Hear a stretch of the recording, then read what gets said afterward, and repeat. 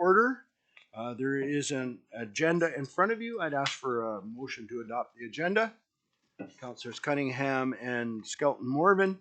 There is a single item on the agenda this evening, and that's petitions and delegations from the Japanese Canadian Legacy Society on the funding program, which the city's been invited to apply to for a proposed project in Mariners Park. Who's here to speak to? Is there someone here to speak? No delegation? The delegation was to have joined the meeting, but I do not see them on here yet. All right. With council's permission,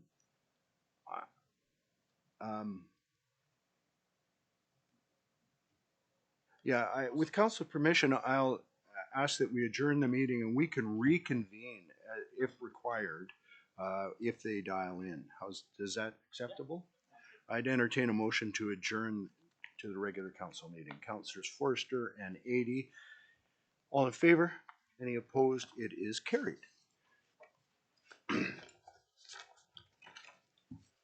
Call the regular council meeting of Monday, April 22nd order. There is one late item. Director Miller, where will we be placing that on the agenda?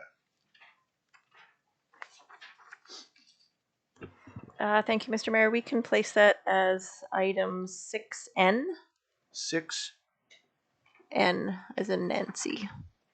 Boy, if it weren't for all these remedial action orders, we would never get to N. You're welcome. All right. N, 6N, council. And that will be to do with an amendment to the liquor license for Port City Spirits. All right. Actually, just an amendment to the resolution, not to the license. But anyway, all right. Any other additions or deletions to the agenda? All in favor? Any opposed? It is carried. We have a moment here in the agenda for public comments. Anybody that's here from the public that wants to comment on any item that's on the agenda this evening, you're welcome to come and make those comments now. Nobody's moving towards the microphone, and so I'm going to assume that there are no comments. And so we move on then to the consent agenda. The consent agenda has minutes of the regular meeting, 3 reports: the development activity report, the monthly fire report, a report from the director of operations with regards to Prince Rupert major projects, as well as 4 pieces of correspondence, one from the city of Port Alberni for a resolution for consideration of provincial snow survey and water supply bulletin, which I'll only note indicates how bad it is in the province right now, well below normal at the April 1st. And the April 1st cutoff is an important cutoff. I just point that out. It does not bode well for our summer. Correspondence with regards to improved visitor experience at manufacturing sites with regards to a change at the liquor LCRB, and then a call for support for the reinstatement of SFU football players. Can I have a motion, please? Thank you, Councillor Niche and Councillor Skelton Morven. Any pieces to be pulled or commented on? Councillor Forster. Thank you. I wanted to propose that we pull 5C, the 4th one. So on here it would be, what is that? Right. Okay, 8. We will pull that letter of support. We'll continue on, and then we'll come on, but if we could come back to that. Yeah, Thank absolutely. You. So that's pulled. Councillor Adey. I just have a question about the under B, Roman numeral 4, the major project update. I noticed that under the list of projects, it has the 6th Avenue Bridge rehabilitation awarded, and I'm just curious about the fact that the 6th Avenue Bridge is also on the agenda later for us to make a decision about awarding something.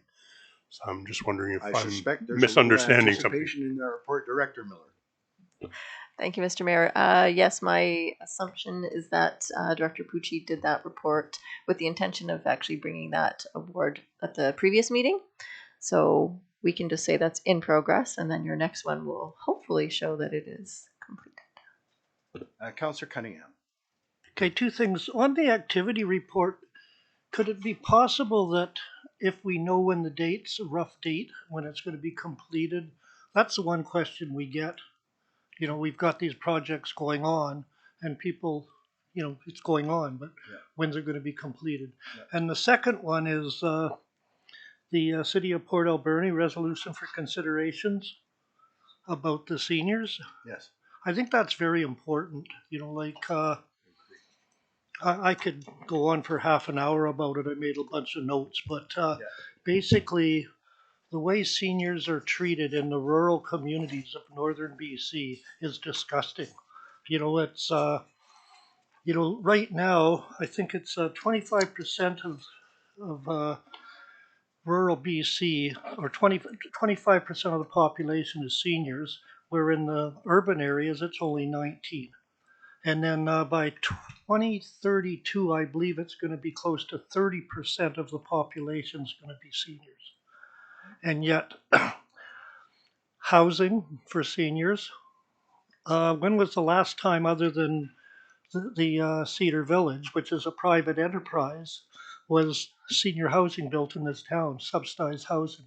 It's non-existent, you know, and it goes on and on and on with health care and everything else. You know, statistically, the seniors in rural BC are just getting shafted right and left when it comes to funding. You know, we've built shelters for homeless and everything else, and we're missing affordable housing and senior housing. And to me, they're the two most important parts. You know, you've got lots of people struggling in 2-3 jobs. You've got seniors living below the poverty line constantly, just on pensions. And statistically, again, in the northern rural areas, more seniors are single than in the urban areas. And so it's more difficult for them with one income to live. And this, you know, like I say, I could go on statistically rattling this off. Like, you know, they say that rural BC is the fuel that runs the engine, which is the urban part of the city or the province. But without either of them, we don't exist. But it just seems that, you know, 95% of the province is forgotten when it comes to funding for seniors. And I really think we should all be supporting that resolution when it comes to the floor. I agree with you wholeheartedly. And to that end, let me read the enacting clause. Therefore, be it resolved that AVIC and UBCM endorse the recommendations of the Office of the Seniors Advocate Report titled Challenges Facing BC Rural Seniors and dated February 24th, and calls on the provincial government to implement said recommendations, beginning with establishing a ministry or Minister of State for rural BC in recognition of the geographic imbalance of regional representation in the Legislative Assembly, and further, that the AVIC requests the creation of a rural seniors caucus within the UBCM membership. I think well worth supporting. Thank you. With that being, Director Miller. Thank you, Mr. Mayor. Just a note that the call for support for the SFU football program, where staff are requesting to remove that item. The deadline is passed, and there was really no reason for it to be on the agenda. It doesn't fall into anything that would have any remote interest in Prince Rupert. So, Okay, thank you. All right, Councillor Cunningham. Just a little point. You know, we're all going to be seniors at one time or another, some of us sooner than later. And so, you know, but be nice. I resemble that remark. But yeah, no, it's just I hear people say, why should seniors get this or that? Well, at one time or another, it's one portion of the population we're all going to buy into. All right, all in favor? Any opposed? It's carried. All right, and now the one item on the consent agenda that was pulled, Councillor Forster. Thanks. So when I initially read this, I was like, oh yeah, that sounds pretty reasonable. Why wouldn't we support a school having a football team? But then I spoke to my spouse, who he is an SFU alumni, and he played for SFU football team. And he brought to my attention that there's actually quite a bit of background in there, which led me to reading the report by Bob Copeland, the McLaren Global Sports Solutions thing. And so basically what's happened is for a year they had SFU football play in the NCAA and they didn't do very well. And it was quite a costly endeavor to the school, which then gets passed on to the students. They had this report done, which is a couple of 100 pages long. They really look at a lot of the student aspects, the alumni aspects, everything. It's quite a good report if you are excited by things like that. They do recommend that, and the students support them applying to go to a youth sports, which is an option, but it would require a $368,000 application fee just to apply. They would have to completely change how all student sports are done at SFU, which would have fairly significant impacts to any students that are currently going to SFU on a scholarship, because they would no longer be able to play under their current model. They would have to switch, which would have a lot of impact. And I can go on and on and on, but basically one of the recommendations that's in that report is not that they just simply go ahead and re-put the football team ahead, which is going to cost a lot of money and maybe not be the best option, but the school takes some time and create a better strategic plan. And so I don't think supporting what this city councillor has asked for is in the best interest of any students from Prince Rupert that decide to go to SFU. And to that point, Councillor, I actually agree with you pulling it from the stack in that I'm not sure that a sports team at SFU is any business of this council. And so I appreciate the work you've done on that. I would entertain a motion to just simply ignore this piece of correspondence. Councillors Forrester and Ady, any discussion? All in favor? Opposed? It's carried. Thank you. All right. Moving on to reports. We have a report, and we have lots of them tonight.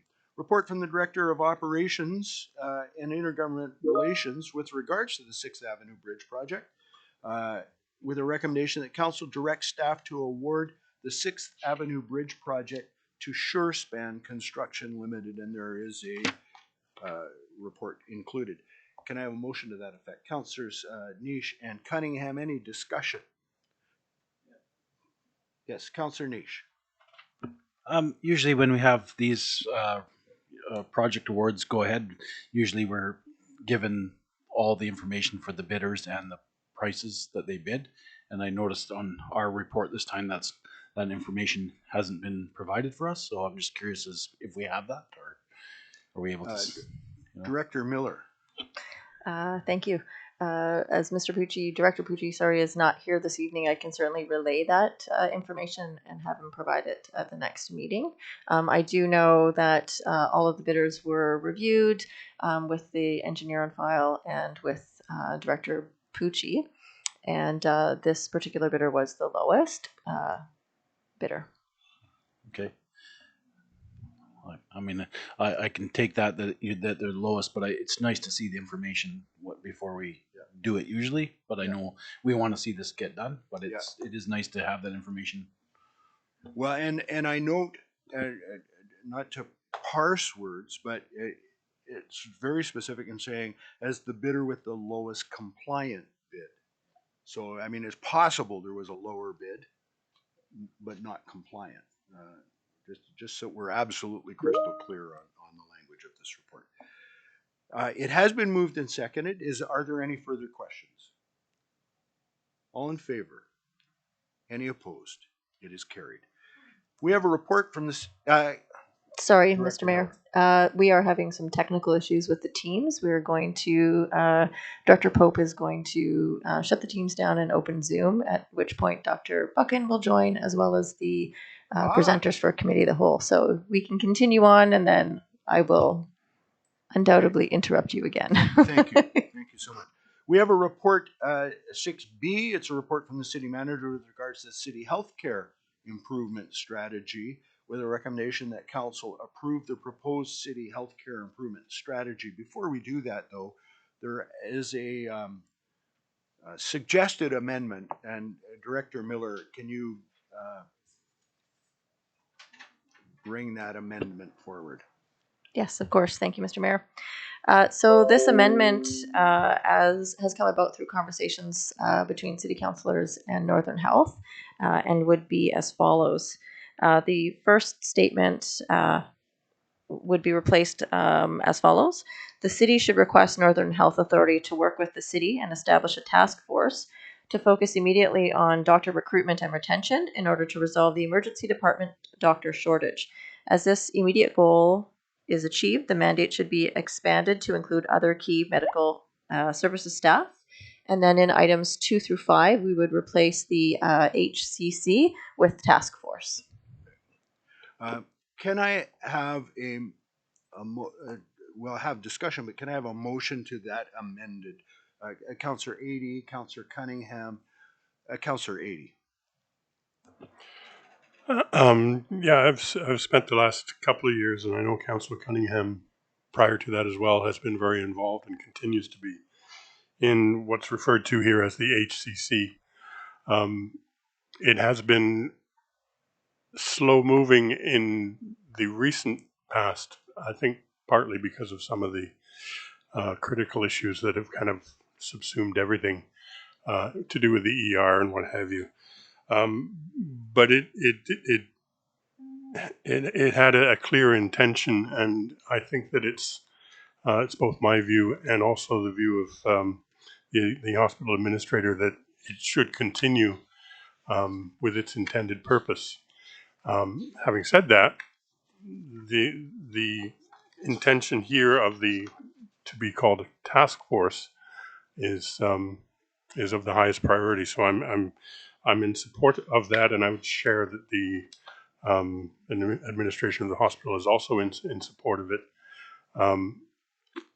and to the point where there is a sense of who might be appointed to that from Northern Health.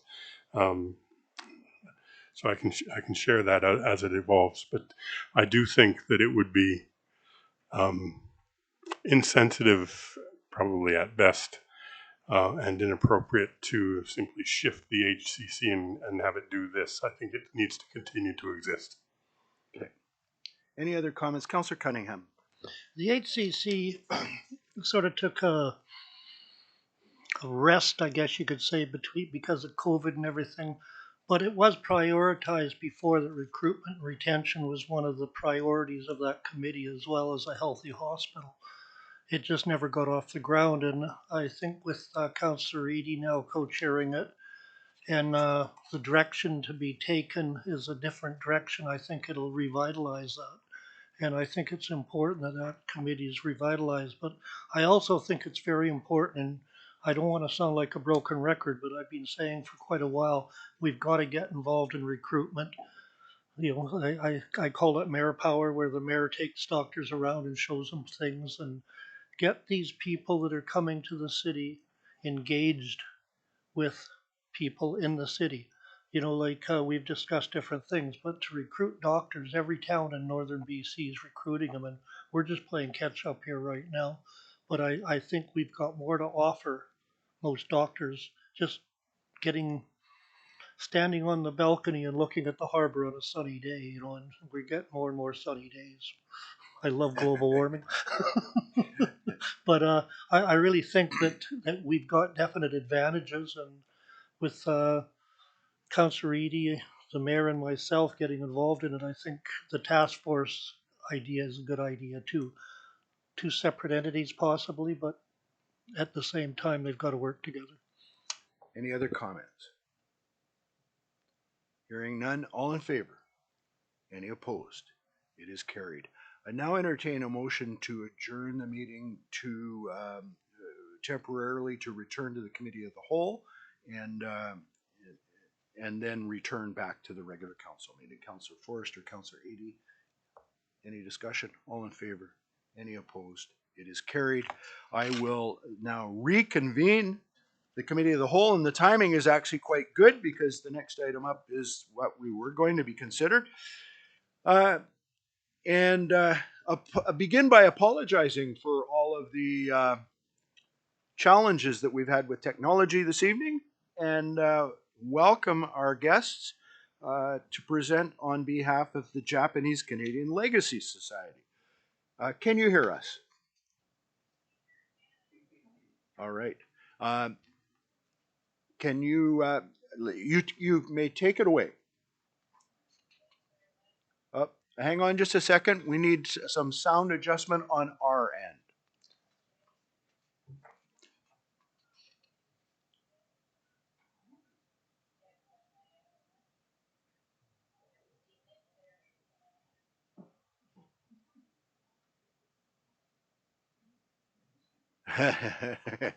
Looks like we're going to continue to have a few technical issues, but we'll get it.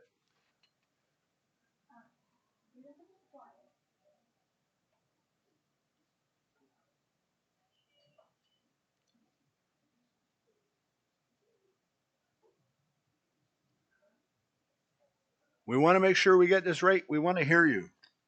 I'll also note that Dr. Buchan has joined us. Dr. Buchan was traveling,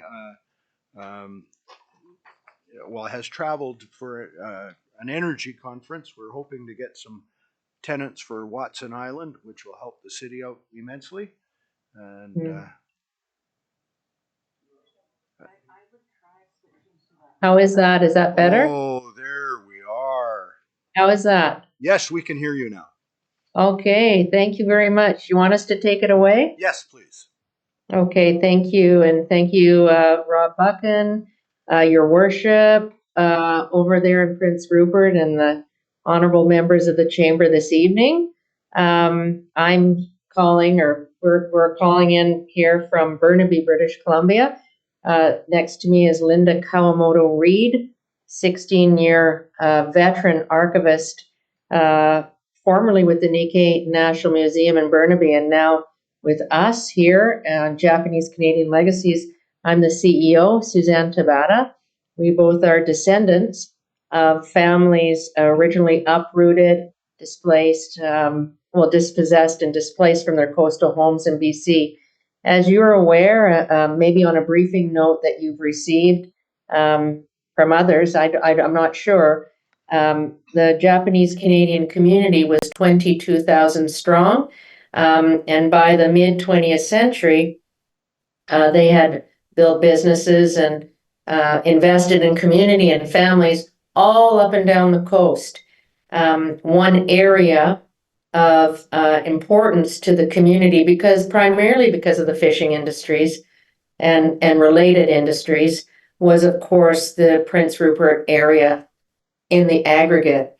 And since the uprooting and displacement, there has been a federal redress in 1988, and under the NAJC, which I was volunteering under from 2019 to 22, we did complete a promise with the British Columbia to grant funds towards very specific legacy streams, if you will, or legacy pillars: education, seniors' health and wellness, community and culture, a monument in Victoria, and of course, heritage.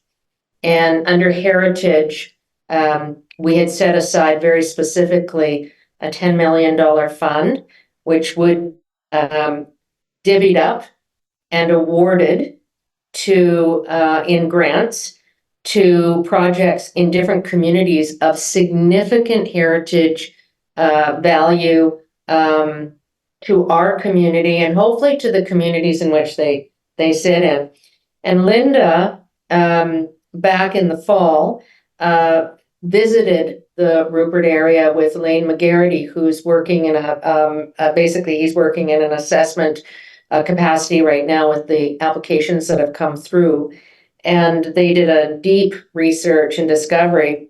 Of course, our area of interest, Port Essington, the North Pacific Cannery, and other places, but Prince Rupert City itself was still an interest, and Linda picked up quite a bit of conversations with Miff and Veronica, which you can refer to, but what we wanted to say is we were very interested in working with the team within the city of Prince Rupert to potentially develop a reflective area somewhere in a public setting that the city owns, which would be of value to residents and visitors that come to Prince Rupert, but also honor our ancestors and the people and the pioneers from our community without displacing the stories of others that are important also in your beautiful area of Prince Rupert. So that's why we're here, is to create that contextual framework.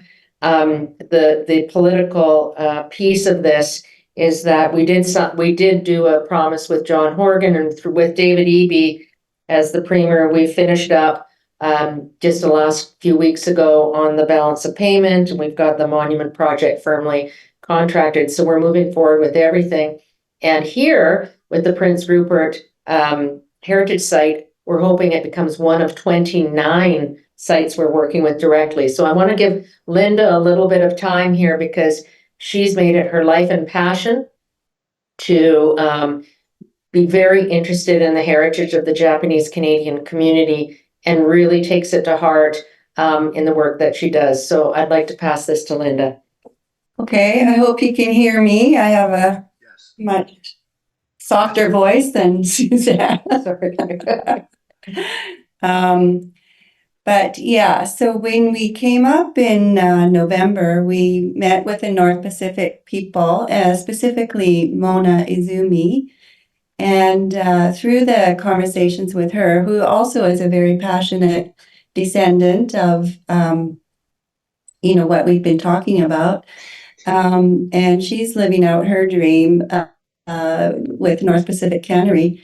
And it was through the conversations that we were having with them that we invited MIF to come on a call. And, once we sort of got, let's call it a connection with Prince Rupert, and MIF was also very interested in doing that commemorative work, and Veronica, that we got very, very excited about initially offering our smallest grant, which was $50,000, but with the enthusiasm and the welcoming and the willingness, I think, of going through council and getting the approvals and putting some energy behind the whole thing, we just were excited to up the grant to our highest level of $400,000, and begin to talk about what could happen at Mariners Park. So we're extremely excited about this opportunity, and I can tell you, as a representative of some of the people who have history up there, like Dr. Shimizu, for example, Henry Shimizu, the Tasaka brothers, who built the boat that is now in the Museum of History in Ottawa. It's called the Nishka Girl, and they built it with their master boat builder father, Judo Tasaka. So there is just an incredible rich history in Prince Rupert that we did not want to miss being represented. And I think, the synergy around, we understand you're going through a lot of infrastructure improvements in the town, and you have other, priorities, but the synergy of this project coming together for us has been really, really exciting. And so, did you want to say anything else? Yeah, I do. I just want to speak to the council, and thank you for giving us this time, by the way.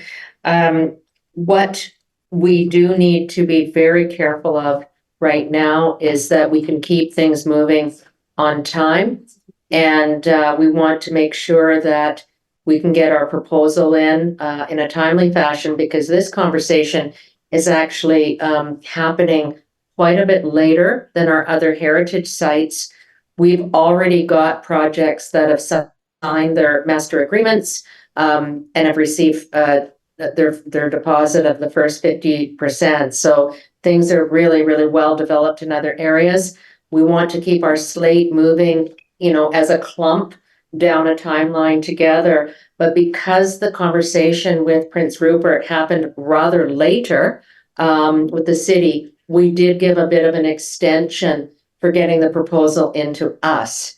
One of the things that we've learned in working through the agreements with other sites is that it really helps to get the schedule planned out, to get the milestones planned out, to find out when how much funding is going to be used in different areas, so we can begin the Schedule A, which is the back end of the agreement. We have a boilerplate agreement. The one thing I do also want to let you know, you are a city, and many of our projects are with municipal governments. So we just signed with the city of Richmond. Our boilerplate legal contract flew through no problem. So it's not a complicated arrangement. But I guess for us, we would want to know, how is the city participating in this project? What is the schedule? Who's going to be the internal project manager?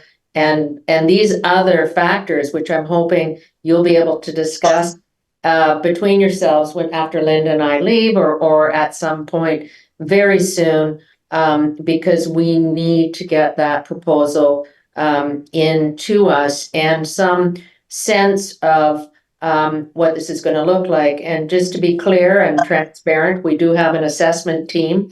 It's an independent body of Japanese Canadians who have no vested interest in any of these locations, and they're not staff like we are. And they review the applications from a perspective of feasibility and risk.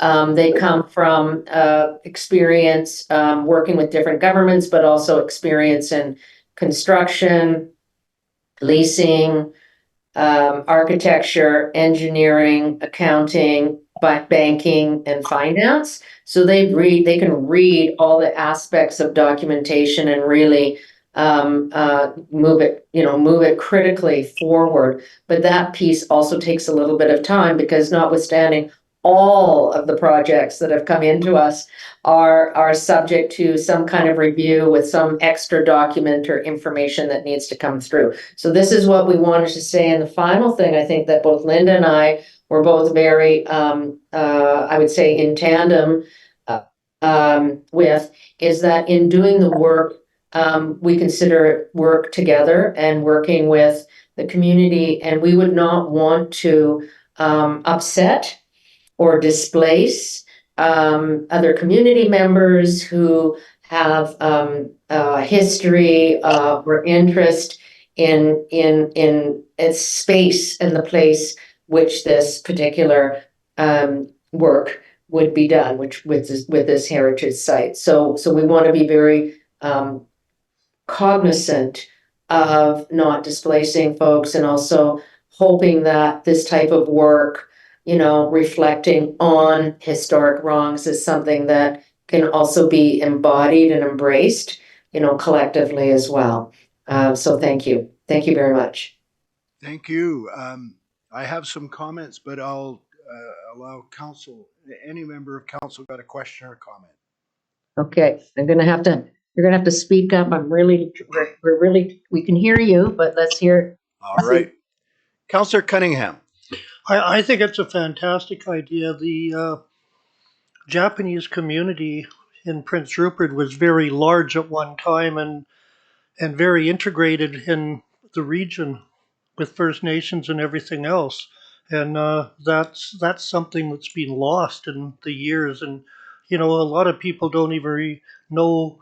You mentioned Dr. Henry Shimuzu. I hope I got the name right, but a lot of people don't even know why he's famous. And and he was a leading edge on surgery and things like that. And I personally know Bruce Tasaka, and I knew the boat was in Ottawa, but this is all history that's been lost. So I don't think you'd be imposing on any other groups or anything to show that history in this town. I think everyone would embrace it.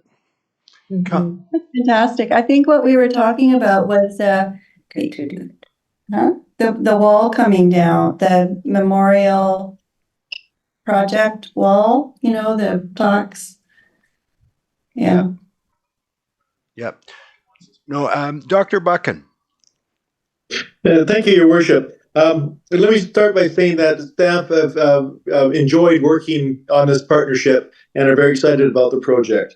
I can advise staff, the council, that there is no displacement of other historical spaces that will occur because of this project if it goes ahead. We are already looking at moving a memorial wall. So we, in staff's opinion, this can be integrated into the renewed park. The timing is very good as we are in the planning stages and have been for a while in renewing the park, and we think that this would be a very good addition. From our perspective as well, the timing is doable. We have a little catch up to do, but in terms of having it all done by the project timelines being stipulated, we're confident that can be done. Thank you. Councillor Forster.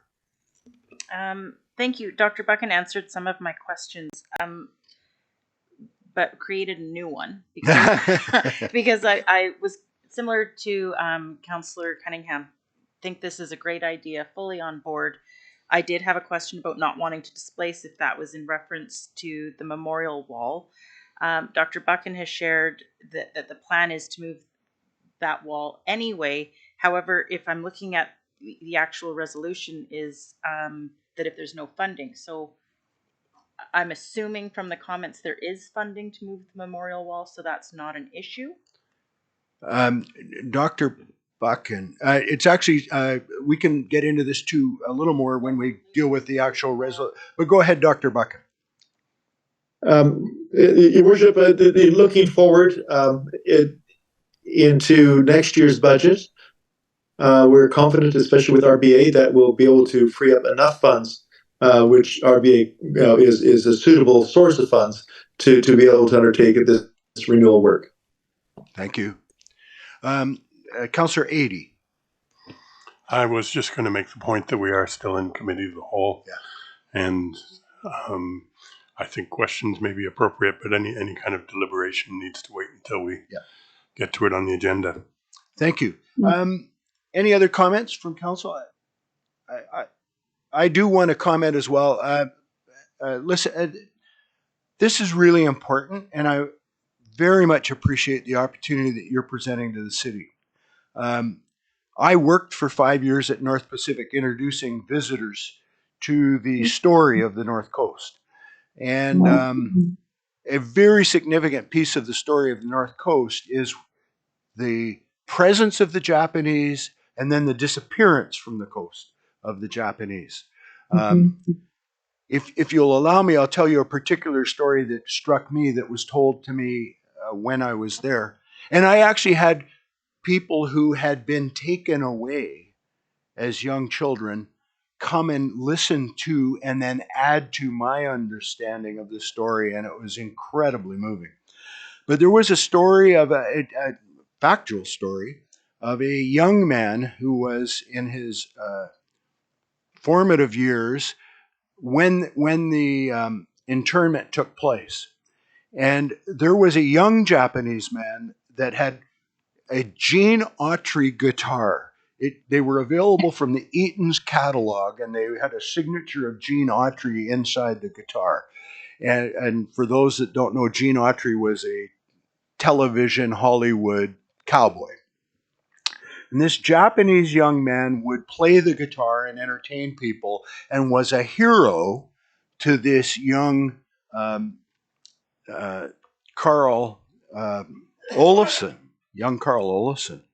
And when the internment happened, the Japanese young man had no case for his guitar, gave it to Carl and said, "Carl, would you care for this until I come back?"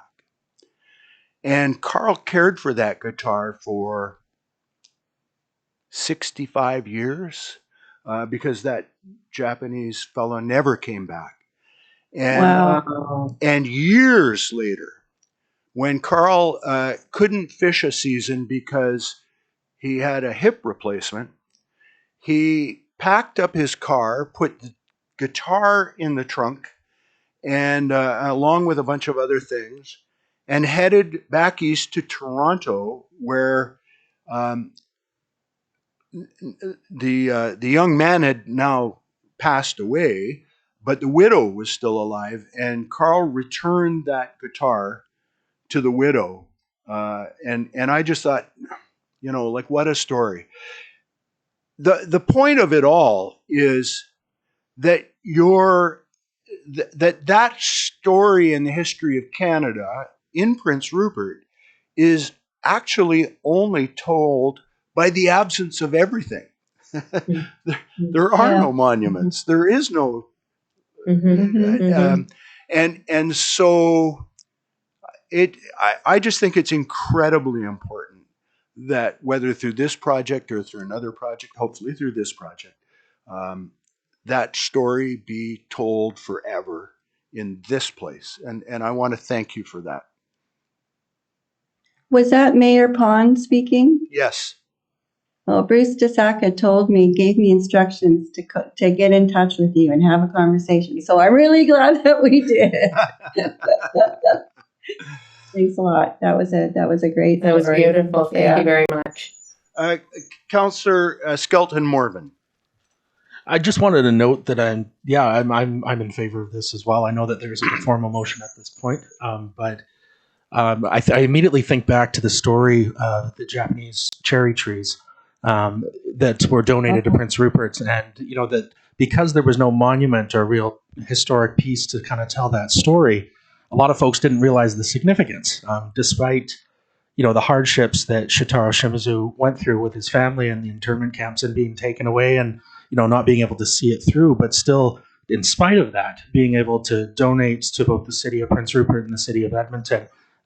Prior to my time on council, I was actually able to get in touch with his grandson, Greg, who is a bocce drummer, and we were able to recover some of the wood, and they turned out into bocce drumsticks, so that the story still stays on and carries on at this point. And I mean, for the plaque that they placed in front of the Government of Canada building is just only the beginning. I think really what is next to come, I think, is this project and many more projects to come. And I think there's another piece that many folks don't know, but some of the archive folks and historians in town recall during the days of the potlatch ban, where there was a ban on gatherings of Indigenous peoples, and you would end up in jail if you were gathering and practicing culture. And Shitaro at the time had owned a hotel, and he would shelter folks from the RCMP at the time so that they could gather and mourn and celebrate culture, and just kind of ensure that the police kind of carried on down the street and looked the other way, kind of thing. So, that kind of alliance, and, the stories and the crossroads that come between the internment camps and residential schools, and how the Japanese people have found their way back, and Indigenous peoples, we are in that journey as well, and that's something that we share. And I just want to thank you for bringing this opportunity to our city. Oh yeah, well, you're very welcome, and we're tickled pink to hear your stories. Absolutely. Thank you. All right. Thank you so much for presenting to us. We will adjourn this meeting, move back into the regular council meeting. You're welcome to stay with us. You're welcome to leave. We don't take any offense when people leave. But thank you for joining us. Thank you. We look forward to meeting with you again, maybe in person. I think that we will resume our staff appreciation event that we've been hosting, if the staff hasn't already left by now. So thank you very, very much. Look forward to the next conversation with Rob and, of course, Miff and Veronica. So really warmed by these remarks as well, Your Worship and Council. Thank you very much. Thank you. Thank you. Okay, Council, I'd entertain a motion to adjourn and reconvene. Councillors Cunningham and Skelton Morvan. All in favor? Any opposed? It's carried. I will now reconvene the regular council meeting. And quite appropriately, the next item is a report, item 6C. It is a report from the Director of Planning and Development Services and Manager of Communications, Engagement, Social Development with regards to a proposed expanded scope for Japanese Canadian Legacies project. This is the recommendation. The council directs staff to proceed with an application to the JCLS fund for up to $400,000 towards a memorial project in Mariners Park, and that council approve moving forward in the application with both approved sites in Mariners Park with the selection of the current memorial wall site pending secured funding for removal and replacement of the existing Mariners Memorial Wall, and that if no funding is available for the removal and replacement of the existing Mariners Memorial Wall, the project proceed on the secondary site in Mariners Park. Can I have a motion to that? Move that. Yeah. Councillor Skelton Morven, Councillor Forrester, any discussion or questions? Councillor Niche. I'm just the whole. I totally am supportive of the project. My only concern is the removal of the memorial wall and the funding for that. Like, to me, I don't want to have to wait till next year to replace a memorial wall if we're tearing a wall down.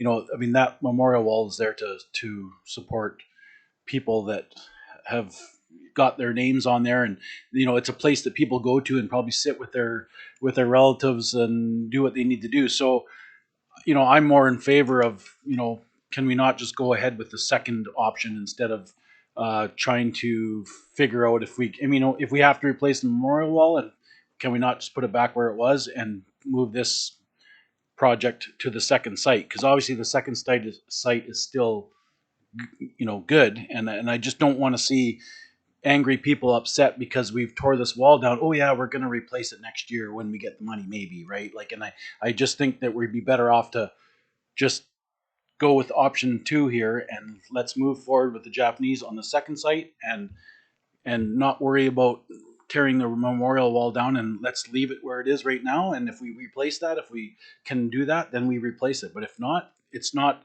offending anyone, and we get 2 good spaces for people to look at. So just so people are crystal clear, because I don't want any confusion on this, we're not talking about, and I know you're not confused at all about it, but we're not talking about removing permanently the memorial wall. Okay, I don't want that to be a headline. The memorial wall will continue to be the memorial wall. It's a case of doing some work and relocating. Dr. Buchan. Thank you, Your Worship. I just want to make sure I'm on here. Yes. We would not recommend removing the memorial wall without having certainty that we have funds to replace and renew it in a proper location. So we have the time to make this determination. Having said that, there is the contingency of the second location within the resolution. So staff are confident that we will be able to meet all timelines and ensure that we have certainty on relocation of the wall if necessary. And Dr. Buchan, not to put words in your mouth, but I think what I'm hearing from Councillor Niche is that would occur in a timely manner. Absolutely. All right, thank you. Councillor Adey. Yeah, I'll just preface my remarks a little bit that for 30 years I've been a history teacher, and the story of the Japanese Canadians, and specifically their story in Prince Rupert, is tremendously important. So I'm also very much in favor of creating a site that recognizes that. I was also born in England and spent many weekends with parents visiting a lot of historical sites. I know how important they are in terms of embracing all of who we are as a community. So I'm very much in favor of it. I actually share Councillor Niche's concern about the memorial wall. I just wanted to add a little bit of nuance to that part of the discussion, and that is that the memorial wall has at times provided a challenge for people in recent years in terms of securing a place for their loved ones to be memorialized. and part of that is just running out of space. And so it in some ways it's in transition anyway. I would like to think that the choices that are made here, not only do they preserve the memorial wall as it, in terms of the families that are already there, but that it also provides a vision for how to expand it, because every year somebody seeks to have their loved one memorialized, and it has been challenging for them to find that space. So I think we need to see both those things as equally important. So I'm hoping that one way or another we find a way to make that work for both those interests. Thank you. Councillor Cunningham. Well, it's been challenging for a lot of people lately because people have approached me like, what's happening with the memorial wall? I want a plaque up and things, but I've noticed if you go down the lower walkway, that's been replacing the memorial wall. As you walk along there, my father-in-law's plaque is there, other people's plaques are there, and it's sort of, there's still lots of space down there for plaques. Why we haven't been putting them up, I don't know. If people tell me they come into City Hall and want to put a plaque up and they're told, well, it's on hold for a while. And I've seen spaces down there for it, and there's more space down there to put up more monuments, if you want to call them. So I think that's sort of taken over from the memorial wall. But people still go to the memorial wall and look at it, and it's, I know I've gone there quite a few times to look up friends and that. So I really want to see that stay there, but we also have to look at the future and are we going to expand that wall in Mariners Park or continue down on the lower walkway and things like that? Those are future discussions, I think. Thank you. Any further comment, Dr. Buchan? No. All right. I'm with your permission. I'm just going to check real quick with your immediate staff. Sure. Any other comments or information you want to feed us here? Thank you, Mayor. I might just reiterate what Dr. Buchan stated about the plan would be if the memorial wall were to be relocated, that would be within the same time span as everything being built up. There would not be a significant delay whatsoever. If we are successful with the grant for the Japanese Canadian Legacy Fund, that needs to be built by 2027.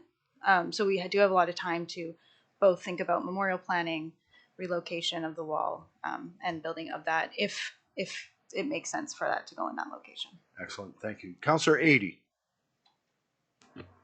Just building on that, if I understand it, the time pressure is to make the application for the funding, not necessarily to make some of the decisions that follow.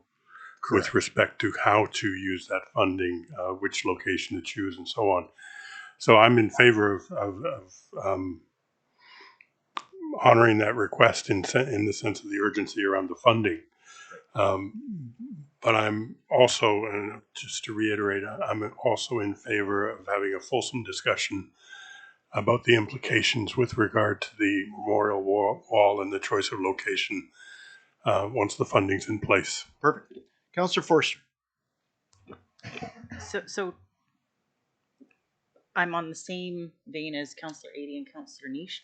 I think we should remove paragraph 2 and 3 from the motion and just make it that we're going to direct staff to do the application and which site. I think we need to have a bigger discussion about that because there are a lot of thoughts. So you're making a motion to amend by striking the second and third paragraph. Am I understanding you correctly? Yes, pending further discussion. And therefore the recommendation or the motion would simply read that council directs staff to proceed with an application to the JCLS fund for up to $400,000 towards a memorial project in Mariners Park. Is there a seconder to that? Councillor Niche. Any further discussion to that? Councillor Skelton Morgan. just want to note the emphasis that our partners on the other side of the table emphasized a time constraint and making sure that things move along smoothly and that we don't create any other unnecessary barriers. I think if there's, ultimately the first paragraph kind of covers it, but there's moving forward beyond that with the existing sites, especially if there's going to be work done to the previous site. I'm open to either, but I just want to emphasize not having us go in circles for further discussion. Just allow them to do what they're wanting to do. Sure. Dr. Buchan, any concern with removing the second and third paragraph and just simply going with that we're approving staff to proceed?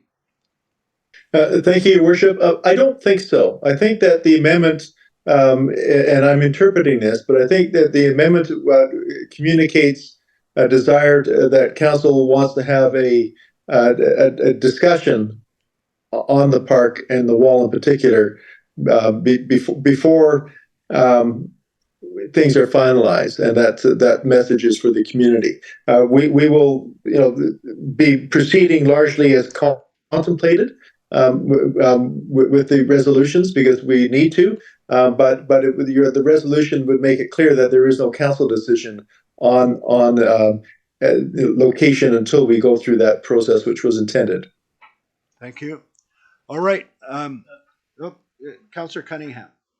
So this does not in any way jeopardize the application because there's no definite plan or going forward with what we're going to do with the funding. We're just applying for the funding, but don't have a definite plan. Is that what we're doing here? So just to be helpful here, Dr. Buchan, I see both of your key staff people here are wanting to participate in this discussion.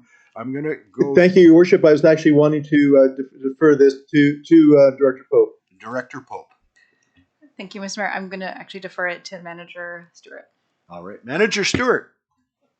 Sorry, just as a point of clarification, for the application to be submitted, it's due May 15th, and we do actually have to have a site approved as part of the application. So we offered the two different sites as opportunities so that we would be able to get the application in, but knowing that then council would have some opportunity to weigh in. So there needs to be an approved site in order for the application to move forward. Yes. All right, hang on just a second. I'm going to Councillor Forster. Thank you. I just have a question. It's a point of clarification. Yeah. If we add one site, can we add a second site later? Or is it, do you know what I mean? Like, it doesn't seem like anybody is in disagreement with the third paragraph, which is the secondary site. Everybody seemed to be okay with that one. The big thing is about the memorial wall.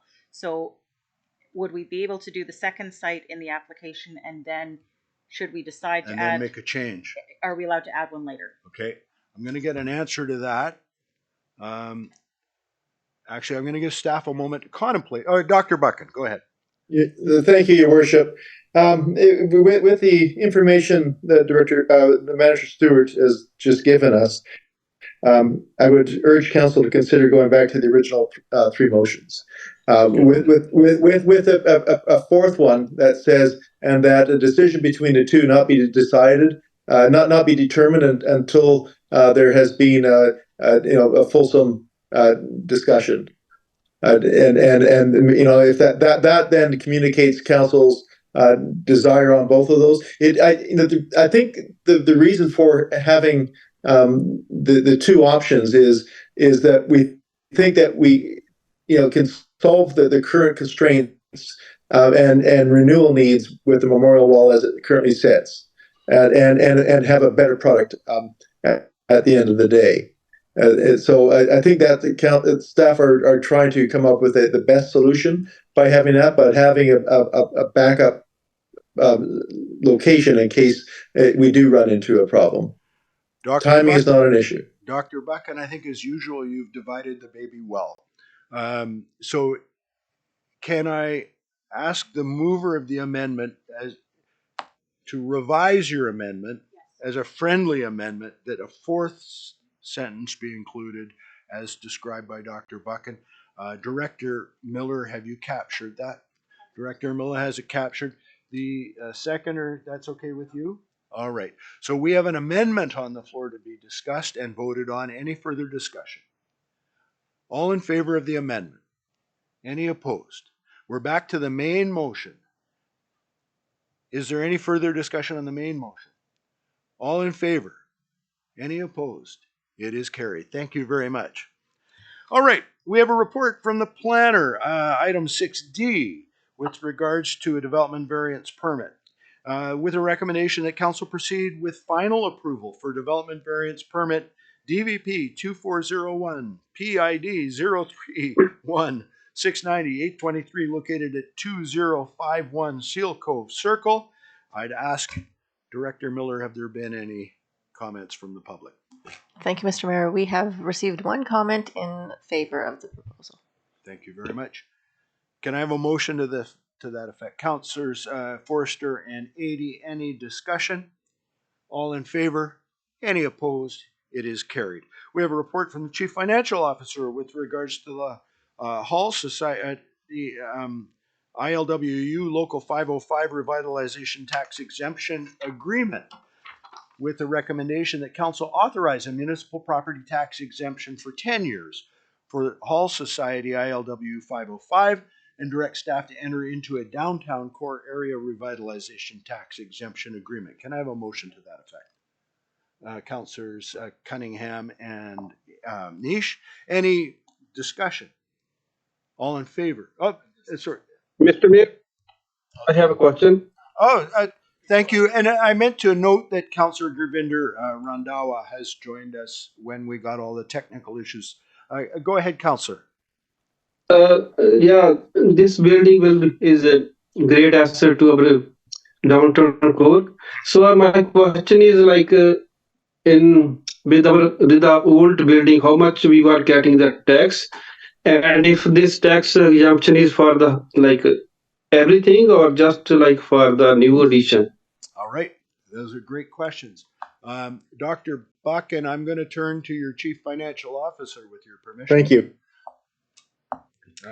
Thank you for the question. As for the first one, Mr. Mayor, I don't remember. I haven't looked up how much tax we were getting on the former building.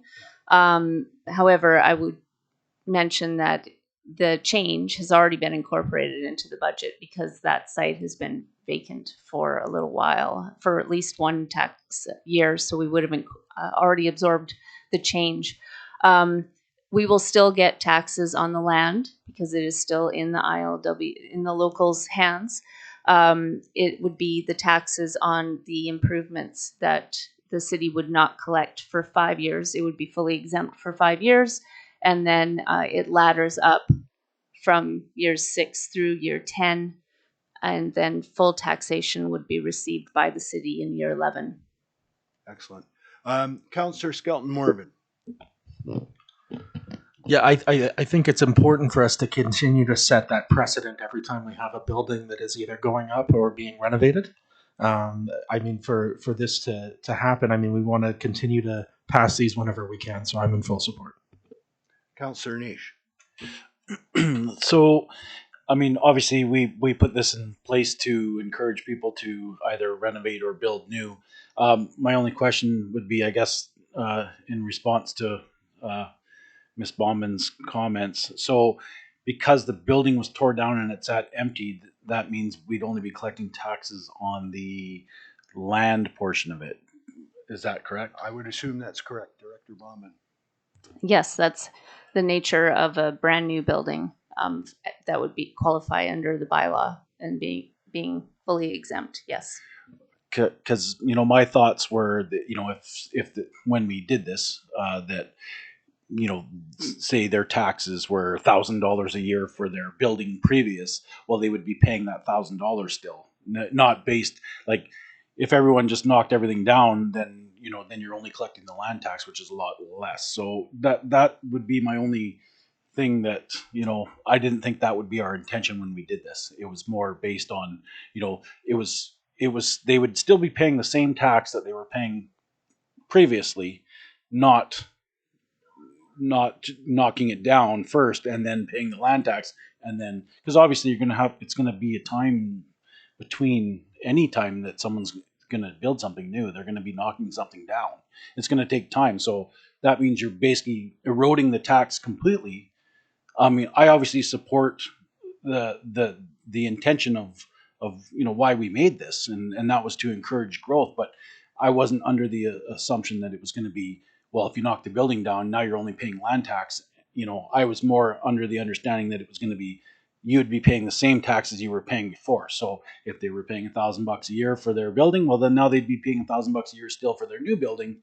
And then as time went on, they would roll into the new taxes eventually. So I think that may be something that we have to look at in the future, because I don't think that was our intention.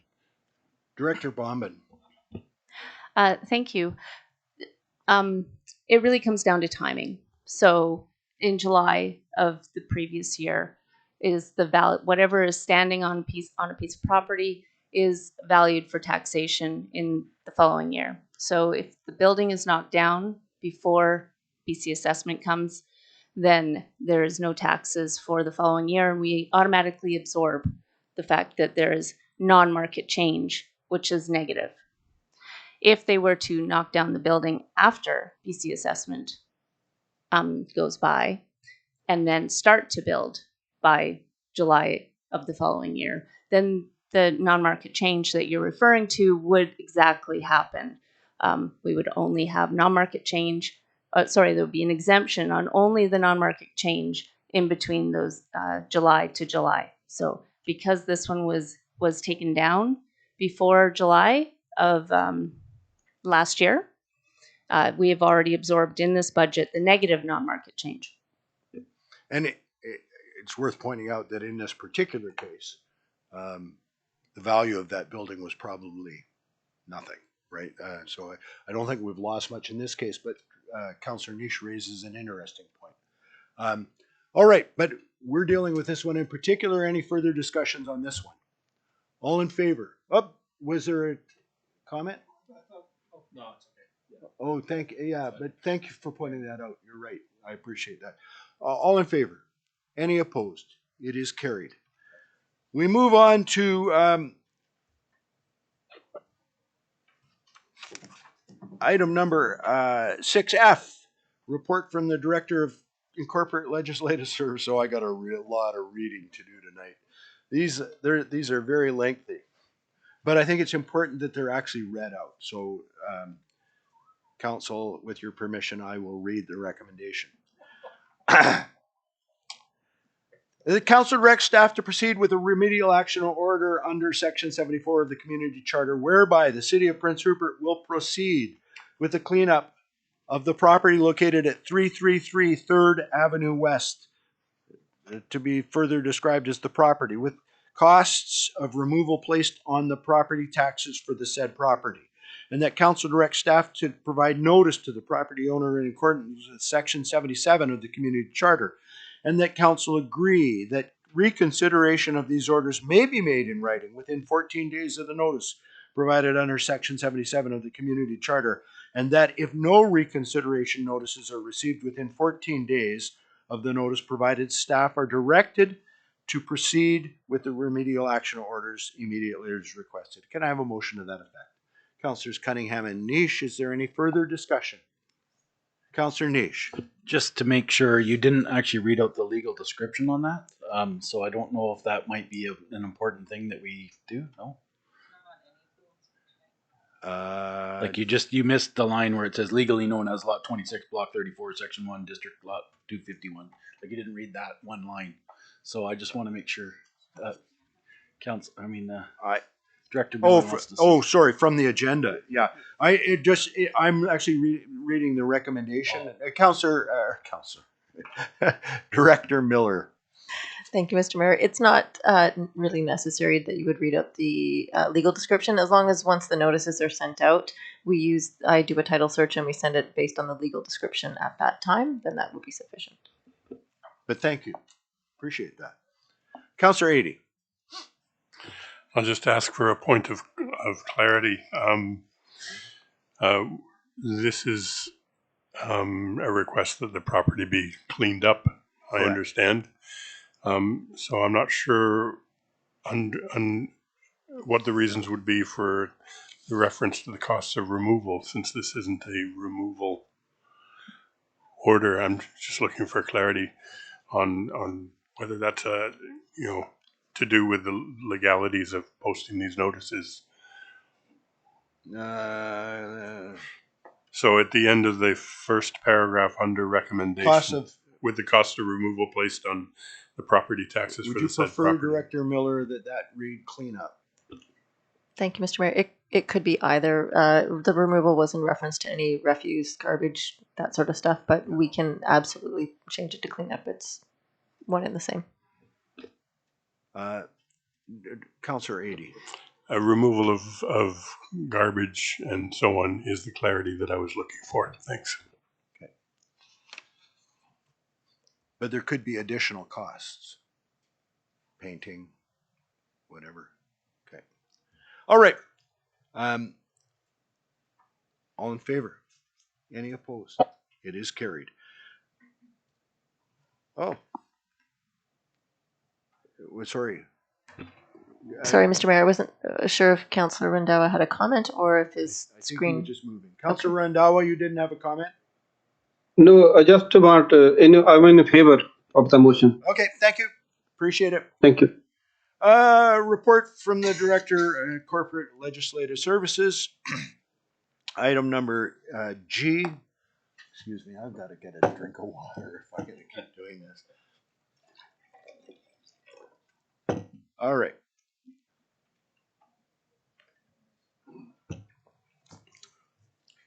The recommendation is that Council directs staff to proceed with the remedial action order under Section 74 of the Community Charter, whereby the City of Prince Rupert will proceed with the cleanup of the properties located at 337. What am I doing? Yeah, 337 3rd Avenue West. Thank you. Hereby known as the property, with the cost of removal placed on the property taxes for the said property, and that Council directs staff to provide notice to the property owner in accordance with Section 77 of the Community Charter, and that Council agree that reconsideration of these orders may be made in writing within 14 days of the notice provided under Section 77 of the Community Charter, and that if no reconsideration notices are received within 14 days, notice provided, staff are directed to proceed with the remedial action orders immediately as requested. Can I have a mover? Councillor Forster, Councillor Adie, any discussion? All in favor? Any opposed? It is carried. Item number H. Recommendation that Council direct staff to proceed with a remedial action order under Section 74 of the Community Charter, whereby the City of Prince Rupert will proceed with the cleanup of the property located at 240 6th Avenue West, hereby known as the property, with the costs of removal placed on the property taxes for the said property, and that Council directs staff to provide notice to the property owner in accordance with Section 77 of the Community Charter, and that Council agree that reconsideration of the orders may be made in writing within 14 days of the notice provided under Section 77 of the Community Charter, and that if no reconsideration notices are received within 14 days of the notice provided, staff are directed to proceed with the remedial action orders immediately as requested. Councillor Forster, Councillor Niche, any discussion? All in favor? Any opposed? It is carried. Item number I, that Council directs staff to proceed with a remedial action order under Section 74 of the Community Charter, whereby the City of Prince Rupert will proceed with the cleanup of the property located at 200 3rd Avenue West, hereby known as the property, with the cost of removal placed on the property taxes for the said property, and that Council directs staff to provide notice to the property owner in accordance with Section 77 of the Community Charter, and that Council agree that reconsideration of these orders may be made in writing within 14 days of the notice provided under Section 77 of the Community Charter, and that if no reconsideration notices are received within 14 days of the notice provided, staff are directed to proceed with remedial action orders immediately as requested. Can I have a motion to that effect? Councillors Niche and Skelton Morvan. Any discussion? All in favor? Any opposed? It is carried. We're on to item number J. The Council directs staff to proceed with a remedial action order under Section 74 of the Community Charter, whereby the City of Prince Rupert will proceed with the cleanup of the property located at 711 5th Avenue East, hereby known as the property, with the costs of removal placed on the property taxes for the said property, and that council directs staff to provide notice to the property owner in accordance with section 77 of the community charter, and that council agree that reconsideration of these orders may be made in writing within 14 days of the notice provided under section 77 of the community charter, and that if no reconsideration notices are received within 14 days of notice provided, staff are directed to proceed with the remedial action orders immediately as requested. Councilors Cunningham and Councilors 80. Any discussion? All in favor? Any opposed? It is carried. We're going for a marathon here tonight. Director Miller.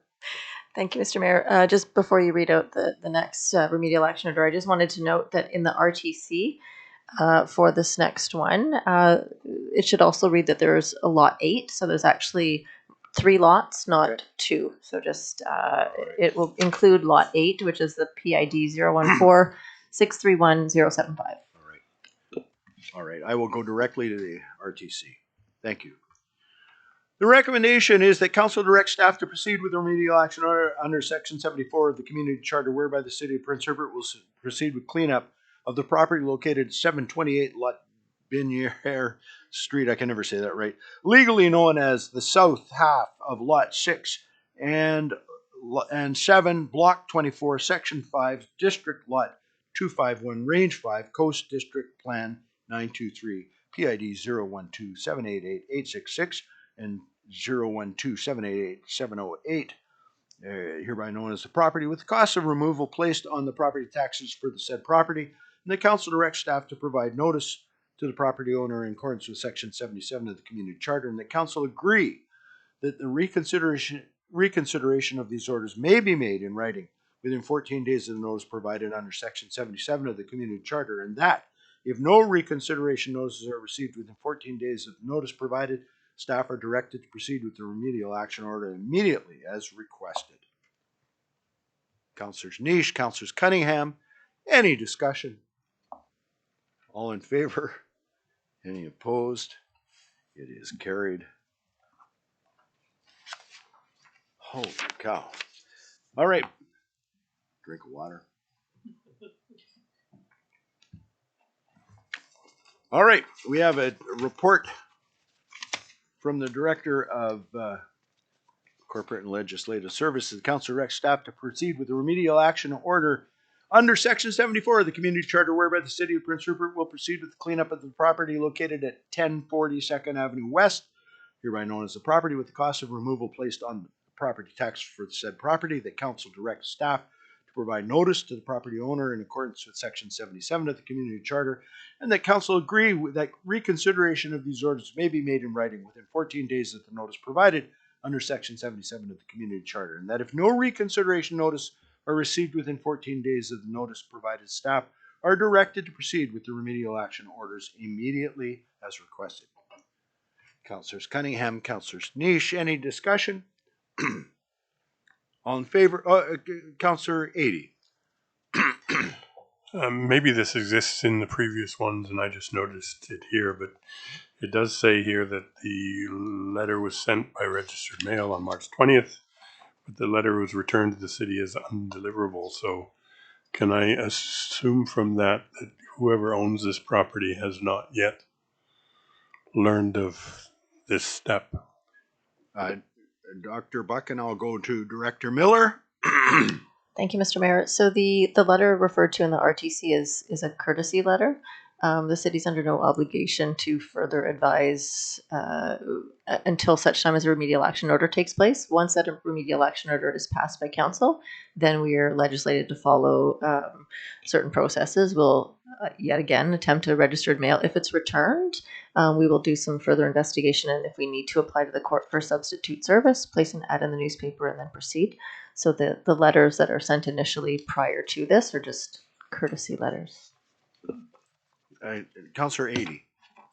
So therefore, I understand that at some point in this process, whoever owns the property will be made aware that this is going on.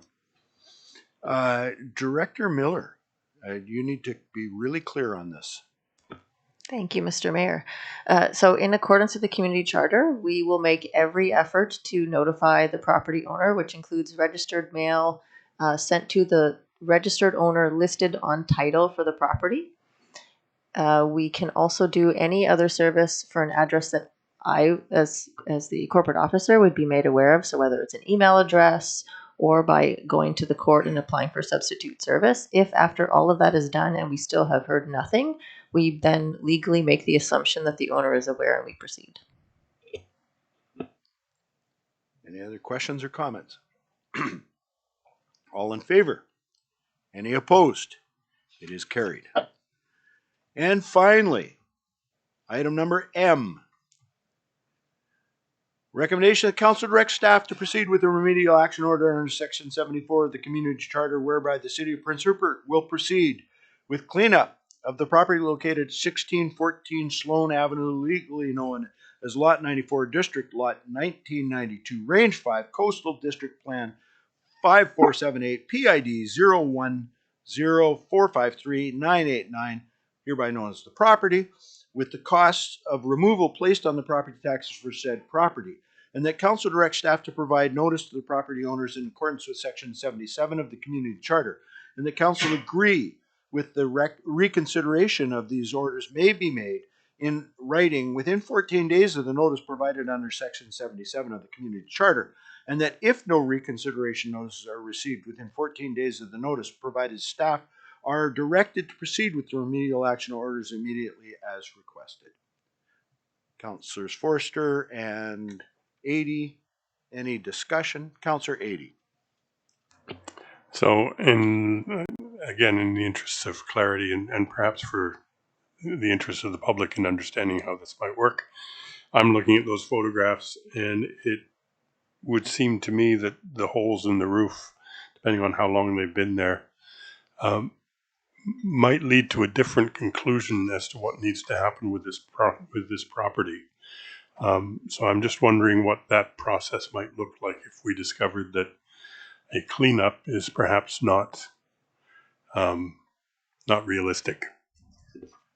Dr. Buchan, I'll go to Director Miller. Thank you, Mr. Mayor. So under the law, taking down someone's personal property, their house, is a very difficult thing to accomplish. So if we can proceed initially with a cleanup and make every effort to clean up the property, undertake an assessment, once the assessment is undertaken, if it's determined by the appropriate engineer, building inspector, etc., that the property is not salvageable, then I will come back to council and we will request a secondary remedial action to remove the property. But that will allow us to show appropriate course that we've taken every step we can to protect the property. Councilor Cunningham. I'm assuming that all these properties have the taxes paid on them because they haven't come up on a tax sale. So if the people are paying the property taxes, then they must be receiving mail somehow. I think that's a fair assumption. Dr. Buchan, I'll go to Director Miller. Thank you, Mr. Mayor. That would be correct. I will also note that it is my intention to confirm with finance to ensure that the property notices that we're sending out are with the same information. Again, legally, I'm required to send to the property address on title, but then to do any other research if I know of any other address. So if we have an email address that perhaps their tax notices get sent to, then we can send it to there. But to answer Councillor Cunningham's question, the taxes are generally being paid for all of these properties, and therefore we make the assumption that they are getting their mail. Councillor Cunningham. I just want to thank staff for going to all this trouble of getting these places placed on notice. We've been after a lot of property in town for quite a while, and we're getting a lot of positive comments about we're actually doing something finally. Thank you. Any other comments from council? All in favor? Any opposed? It is carried. We have laid item 6N. It is a liquor license amendment with a recommendation that council amend its resolution to support the liquor license amendment to enable a lounge endorsement for 801 Fraser as requested. Director Miller, can you comment on this Thank, before? thank you, Mr. Mayor. Yes, absolutely. So this application was actually already previously approved by council with significant support from the public. However, due to a technical issue with the previous resolution and information on the application, it wasn't clearly documented what the occupancy was of the establishment. And although it was discussed at council, because it wasn't noted clearly in the resolution, it was not included originally in May of 2023. So what we're looking for now is just a technical amendment to ensure that the capacity is noted in the resolution. So I just want to get clear on the recommendation to amend its resolution. I want to be really clear on how that is going to come out as the 103 persons comprised of 36. Do we need to actually say something to that effect? Go ahead, Director Miller. Thank you. No, what will happen is once council amends the resolution based on the new report to council, then that information will be sent to the Liquor and Cannabis branch. As long as it's noted, it was noted in the advertisement that was posted on our website. It's now noted on their application and is clearly identified in the report to council. The LCRB is satisfied with that. Thank you. Is that a motion? Can I have a motion, first of all, to the move Councillor Cunningham? Is there a seconder? Councillor Niche? Councillor Cunningham. Okay, does this have to go out to the neighbors again, the neighborhood? As Director Miller. Thank you, Mr. Mayor. So after significant conversation with the Liquor and Cannabis branch, their only request to us was just to simply put a note on the website. They said that there was no need to do anything further. Essentially, the application has already been approved and has already received council support and endorsement. It was just a clarification to ensure that the capacity was clearly noted in the resolution.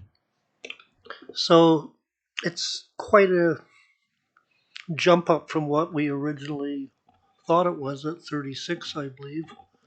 And does this pass all, like, I've got no problem passing it, but I just want to make sure that it meets all the regulations for capacity and fire bylaws and everything else, that's all. Councillor or Director Miller. Thank you, Mr. Mayor. Yes, actually the capacity hasn't changed from the last time. It was just how it was noted on the application. So there was two separate endorsement areas on the application. Just the way it was described, it showed only the one, but it actually noted the two. It has passed all inspection, fire inspections, capacity inspections, etc. And again, after some significant back and forth with the LCRB, the compromise was to just come back to council and amend the resolution to make it very clear. All in favor? Any opposed? It is carried. Council, time for your comments. Council roundtable. Councillor Forster. Thank you, Mr. Mayor. I have a couple of things. Like many of us, I had quite a busy weekend with lots of amazing things happening in our community. I note in the audience or in the room, we have the president of the Hospice Society, Anna Falvo, and I had an amazing opportunity yesterday. I went down to the waterfront and watched one of our local ambulance attendants, Dallas Allison, do a paddle for hospice. Yesterday, he raised $2,705 by paddling around our harbor 28.7 kilometers in 4 hours. It was really great. I got there early in the morning, met with some people from hospice. A lot of the ambulance attendants that weren't busy helping people in our community came down to wish him well. His partner, Mandy Lawson, did an amazing job really encouraging him as well as all of us that were there. It was a great opportunity. And all of that is also leading towards the Hike for Hospice, which we have heard from the Hospice Society is coming up May 5th at 1 p.m. So great opportunities to do some really good work in our community. I also went to the play on Saturday night. I don't know if anybody else had an opportunity. It was amazing. I love Shakespeare. So that was fun. It brought me back to my high school days of having to do my own memorization of Hamlet as well as Romeo and Juliet. So that was fun. Remembering, hey, you know what? I still do know all of that. two more amazing things that happened in our community, even though I know there's way more that happened this weekend, was the spring vendor fair organized by a local community member, Alex Shantz. It was really great to see us doing a lot more of the return to different members of our community that have small businesses or do crafts coming together, and how busy it was. So that was really great to see. And lastly, a huge thank you and shout out to Lou Allison, one of the library staff. Last year I planned a seed exchange. This year it was far beyond my capacity, so the library actually took it on because it was so successful last year. And Lou did an amazing job getting donations of seeds from different organizations, donations from local as well as other people. And we saw quite a few people that have never been to a seed exchange, that are new to our community, excited about opportunities within Prince Rupert. So just generally, in my jet-lagged brain, an incredibly wonderful weekend. I think that's worth acknowledging, is that you had, at least by all your posts on Facebook, an incredible experience halfway around the world, and you came back to town and kicked the afterburners in and kept going. So kudos to you. Any other comments from council? Councillor Adey. Just a couple of brief ones. One is I just want to extend appreciation to Kristen Barre and Michael Walden from Trigon. I was fortunate enough to have an opportunity to tour Trigon. I heard about their expansion plans. I heard about new opportunities that they're exploring as we phase out thermal coal as an export product. But most particularly, the pride that was evident in, and I know this is a little hard to envision when you look at a pile of coal and what it looks like. I come from, as I said earlier, from England, where piles of coal in the 1960s were all over the place. They're not pretty, but the pride that was expressed to me in the environmental record of the company as it operates under the regulations. So I appreciate that, and they made it clear that they're more than happy to provide similar tours to other council members or a group of council members. So I thought I would pass that on. It was a lovely day, so it was a good day to do it. The second one is I note in my exploration of the internet that the North Coast Review has ceased operations. I won't go into any of the debate over the way in which it did its work, but I will observe that for a significant number of years, it's been one of the most detailed and comprehensive portals for finding out what's going on in terms of the news, and a great deal of time put into sharing with the public what we do here. And I think on that score alone, I think, I want to say that I appreciate the effort of whoever the person or persons are that undertook that effort. And I think its disappearance will actually leave a hole in the information base for the community that I'm hoping that one way or another will get filled by others. Yeah, I agree with you. As a matter of fact, I had made a note that was going to be my comment, but yeah, it's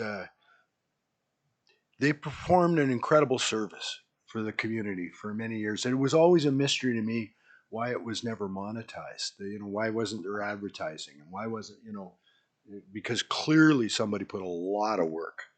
Somebody or somebodies put a lot of work into that project over the course of the years, and certainly was the most comprehensive aggregated source of information in the community. So thank you, whoever you were. We appreciate what you've done. We're going to miss you. Any other comments or questions? Councillor Cunningham. Quick one, 800 2nd Avenue West. We passed. Your microphone, please. On 800 2nd Avenue West, we passed a variance for them to renovate. And I've noticed, have they taken out a building permit yet? Because I've noticed all the windows are broken now and things like that, and plywood going up and things like that. So I just wondered. Dr. Buchan, I'll go with Director Pope, if that's... Your worship, yeah, if I could defer that to Director Pope, please. All right, thank you.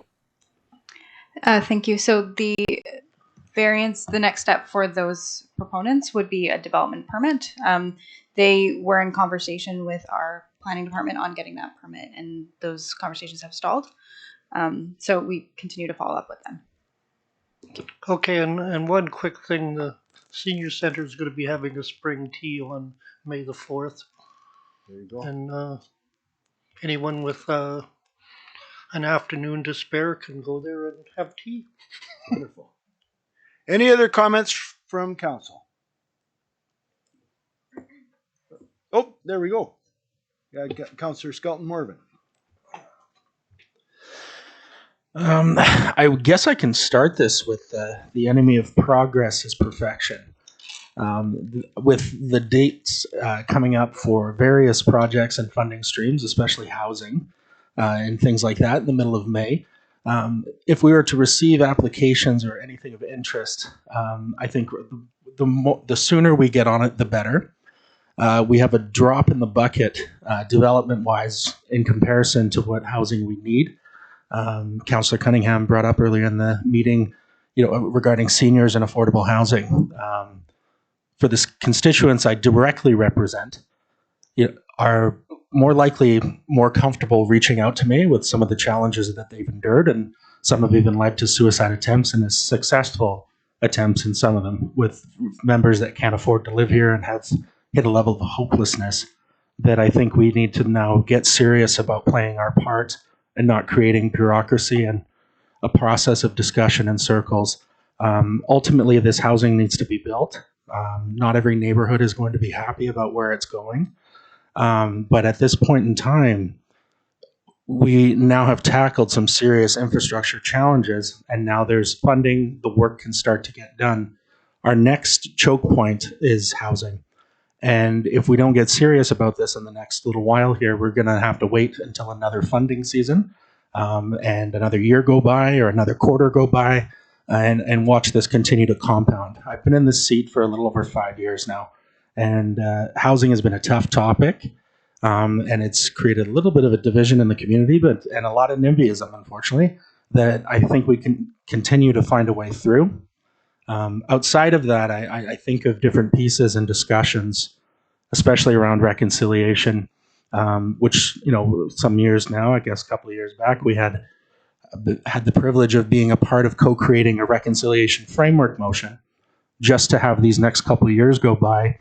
And my expression to be a part of that circle was shut down as it was a little too colonial, which I, again, think is very ironic, given that yes, we all represent different subsectors of the community, and collectively we represent our community as a whole.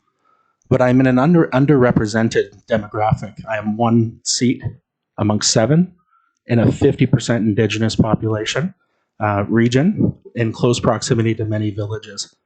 So for me, I'd like to revisit how we can continue to, as intended in the reconciliation framework motion, continue to evolve with the times, but also be able to effectively contribute. Because many of the folks that are in that circle do not have municipal experience. They do not have the lens that I possess to be able to create the bridge. And that's why I ran in the first place. And the reason I'm bringing this up is that one of the members that declined after the fact, that was invited, had straight up said to me that she did not know how to contribute to this conversation because she has no context of how that could play a part of with the way the municipality even operates. So for me, adding this perspective and being here for the past 5 years, we even just had a discussion tonight about healthcare, and we are creating a task force, and members of council are on that task force. For me, just the irony, we just have to be cautious that we're not creating moments where we think we're doing the right thing. And, there's a term for this, and they call it white knighting, where we champion a cause thinking that might be too colonial if we build a bridge, ironically, with the only Indigenous representation on this council. For me, I think of the things that have been colossal failures over the years, and I don't mean this in a sense in the municipalities context, but the fact that parties cannot get along and different things like cultural centers have been put off. Rupert, of a large population, and to not have a cultural center, I think for us is huge. Like there's so many groups that want to accomplish the same things, but the lack of cohesion and collaboration, and even an understanding of how we build this bridge with the municipality, is detriment to the progress. And for us to try to do this in the most perfect way, and having the most probably the most difficult conversation that we're ever going to have in a municipal sense outside of housing, is how do we rebuild and foster a ecosystem that is representative of the folks that have resided here since time immemorial. I very seldomly speak up here for a reason. I don't really chime in for the political brownie points, but when the time comes that I do need to speak to something, I will speak to it, and I will make sure that I speak to that because I have a responsibility here in this seat. It's no coincidence that many of my predecessors in other levels of government or in other spaces, such as Chief Ian Campbell of Vision Vancouver, who was bullied out of the race by the media, and Premier Wab Kinew as well, going through similar things. And it's no secret to anybody that our political shelf life seems to conveniently expire sooner than our counterparts. I have a very limited time in this seat. I would like to contribute in a way that effectively builds those bridges so that we have opportunities and something to be proud of. We formed Prince Rupert Legacy Inc. for a reason outside of land development. It's to leave a legacy for the future generation. Myself, I'm 30 years old. I'm still in the process of reconnecting to my culture because parties, once upon a time in the North Coast Tribal Council, could not get along. And they fought over an investment. That investment fell sideways, and the organization dissolved as a result. So when there are parties that we think may not have the capacity or are too young or different things like that, we got to make sure that we're not gatekeeping and preventing progress. I think for the folks and myself, having been here working on similar projects and helping build capacity in nonprofits so that they can cross this bridge over the past 10 years, there's progress where it's been very encouraging, and there are other aspects where we find ourselves going in circles. And one of those topics was having that opportunity to build those bridges. So I guess for me, I don't really particularly think there's a motion that can speak to this. But I would like to start taking those two aspects extremely seriously for me, because I'm feeling the urgency of the term, with creeping up to our second year. We've got a very limited window. We've checked off a lot of things. We've succeeded in the RBA. We've succeeded in significant infrastructure investments. Now there's some time for us to really tackle the next choke point and the pain point that our community is experiencing, which is creating a bottleneck in recruitment and retention and healthcare. Folks that cannot even come to the town because there is no house to build housing because there is no housing for them to live. I think at this point, again, just to speak when I must, but also to touch on these notes and then potentially reconsider my ability to participate and help play my part as I intended when I first ran in 2018, and in an environment that was not designed for my people to succeed. So I just wanted to close with that and some reflections, and I appreciate you for making the time and space for this. I want to clarify, if I can, because you make 2 points, and I want to dive into one in particular, and I want to clarify for people listening that who may not be aware. I think on the one part you're talking very specifically about a decision that was made by council to not appoint a counselor to the I'm going to call it the Reconciliation Committee, but even that isn't something that exists because we decided we wouldn't name it, right? We would allow the participants to actually name the committee. But it was the decision of council not to have a council member on it, and you're, as you're quite rightly entitled to, challenging that decision of council, and that's fair enough. The housing piece, I wholeheartedly agree that it is a choke point. I agree with everything you said, except that, and there's certainly more to be done. But to my knowledge, we have applied for and not been in any way negligent at applying for every bit of funding that's been available. And unfortunately, like every single rural community in Canada, we were declined. The federal government, through the programs that we applied for, decided that money was better spent in large urban centers than in rural Canada. I don't justify it. I don't accept it, and I think we need to go back again and again and again, and we'll certainly do that. Dr. Buchan, I just want to confirm that as that, in particular, I guess we're thinking about the Housing Accelerator Fund, but there's other things that we are doing all we can to participate in the Housing Accelerator Fund. Your Worship, I want to, I guess, echo what you just said. And we have applied for just about every program that we can. We have developed an affordable housing strategy. We have courted developers. We have done just about everything that's, we changed zoning bylaws to facilitate housing. We have put in incentives and lowered barriers for housing. The only thing that we haven't done is built it ourselves. And that's something that we haven't had the money for. Possibly that may change in the future, but typically municipalities do not do their own construction. That's done by developers, and we have worked and we continue to work with developers. And I know that there's 2 or 3 that are looking at putting in for BC Housing Funds in this next tranche of intake from BC Housing. So this is something that certainly is being prominent in Council's strategic plan, and that staff have put a great deal of effort and energy in trying to achieve. And it is frustrating because we've not seen the development community come in any significant way.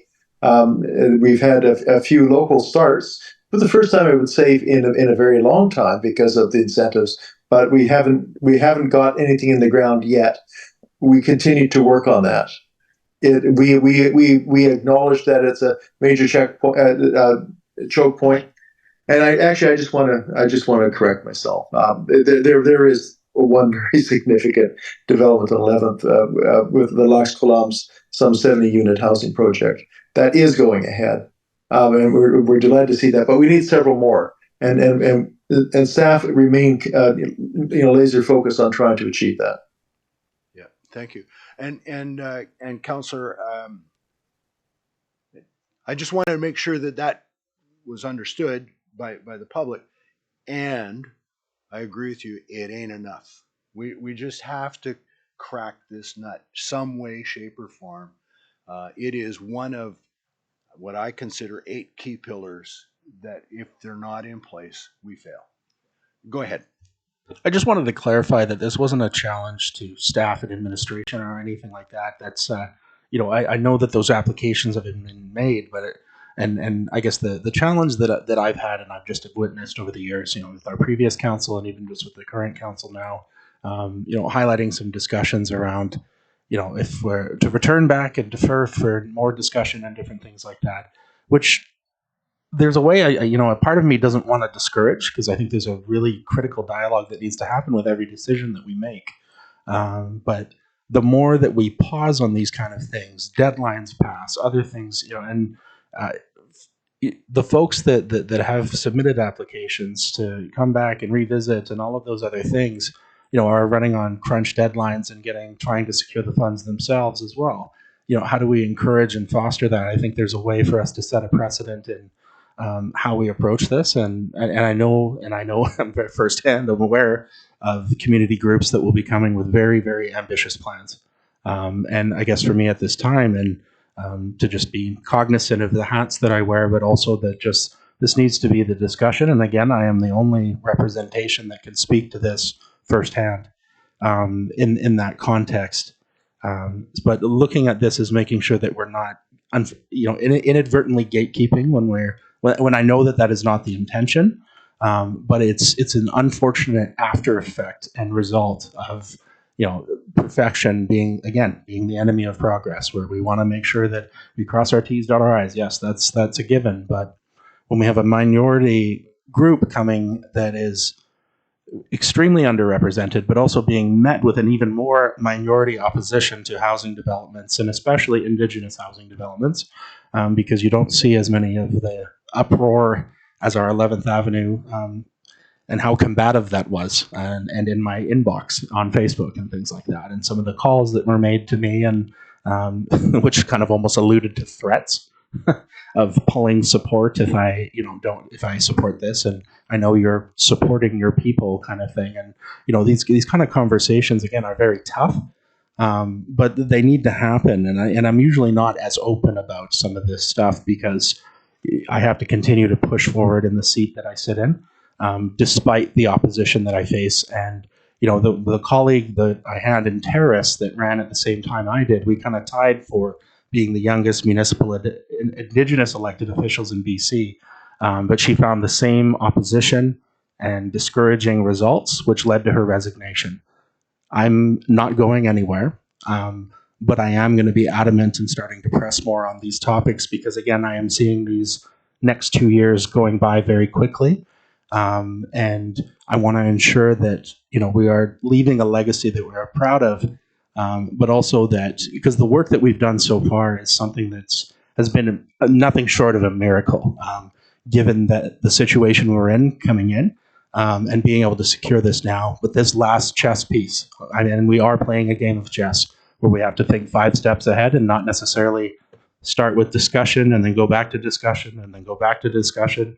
There's 15 steps we have to think of. How do we get to step 15 without creating unnecessary barriers and bureaucracy when that's not our intention?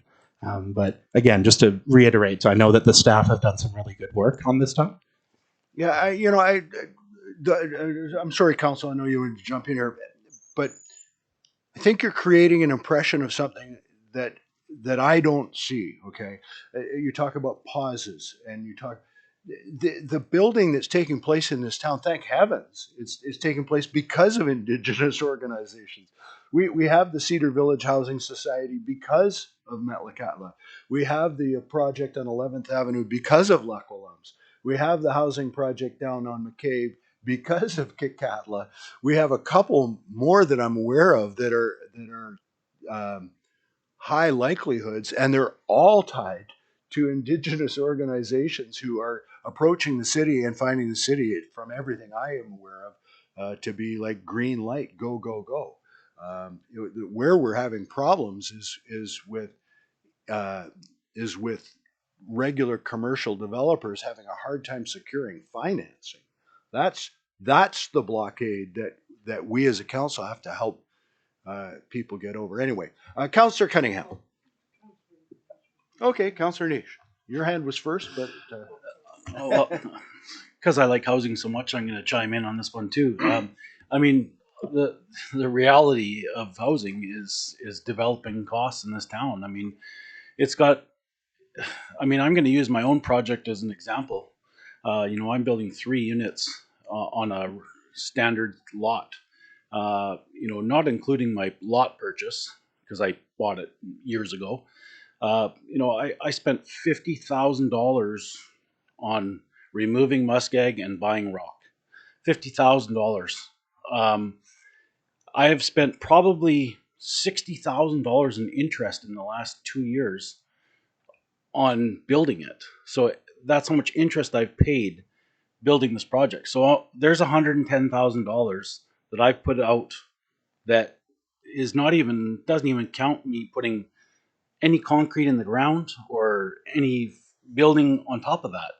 So, like I've always said, muskeg is our enemy.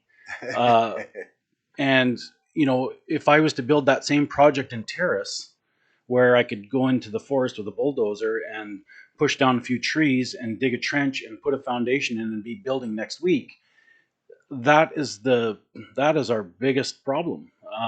You know, and I've talked about muskeg so many times in this when sitting here. It's ridiculous. I mean, you apply for a permit in Vancouver to build a house, you're talking years before you even get approval. Here we are so open to helping people. This is probably one of the most open staff and council to building. You can't even give anything more away. Free building permits, free development permits, free zoning changes, free. We can't give anything more away unless we start giving the land away, and we can't even sell that because nobody wants to buy it.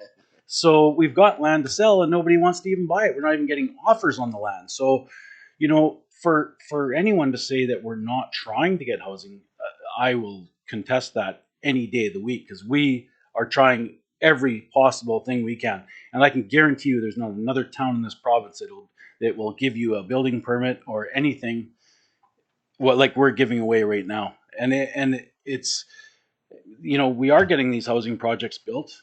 We have approved probably, I would say, almost every housing project that's come to this desk since I've been here in 10 years has been approved.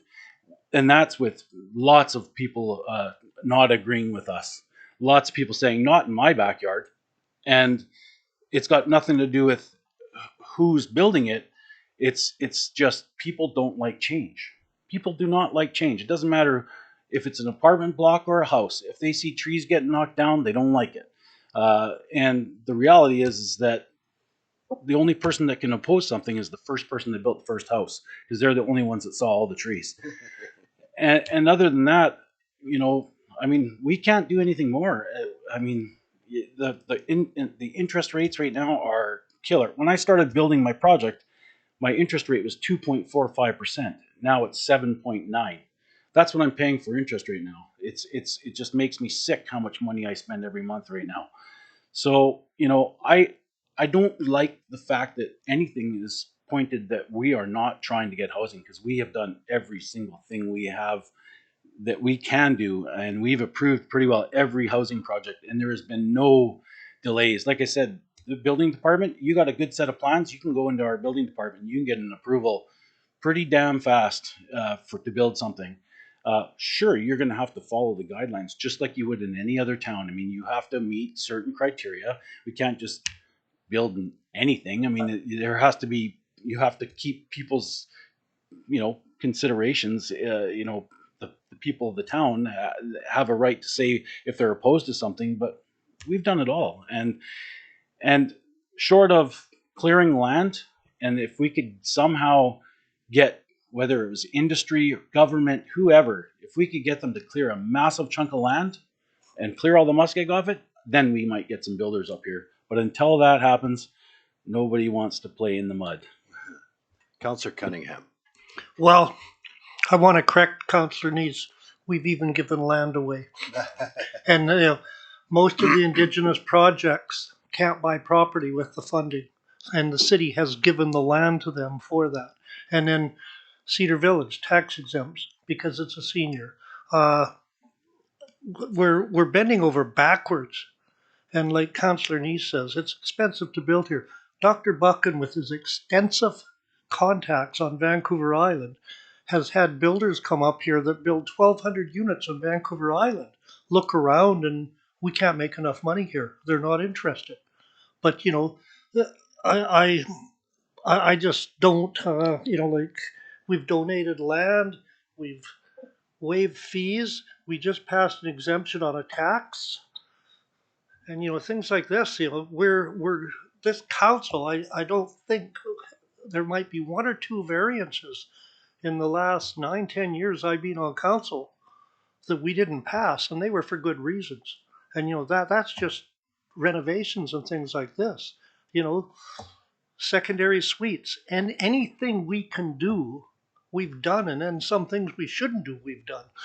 We're turning a blind eye to a lot of things just because we need the housing. You know, we need a lot of housing, but you know, the fact is, people just our, interest rates to begin with aren't helping us, and a lot of other things with the housing point of view. We just came back from a regional district, priority housing, and this is for Haida Gwaii everywhere. And, they've all got the same problem, and we're sitting there, and, one of the things we brought up is maybe regional housing manager, but it's not going to save any problems. Building in the Northwest is expensive no matter where, except if you go to Terrace, everyone says, oh, Terrace is doing this, Terrace is doing that.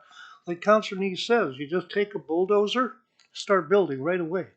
When my father used to build in North Vancouver, he came up here to visit one time and was amazed how you have to take 20 loads, 30 loads of muskeg out and then fill it back in with 20, 30 loads of rock.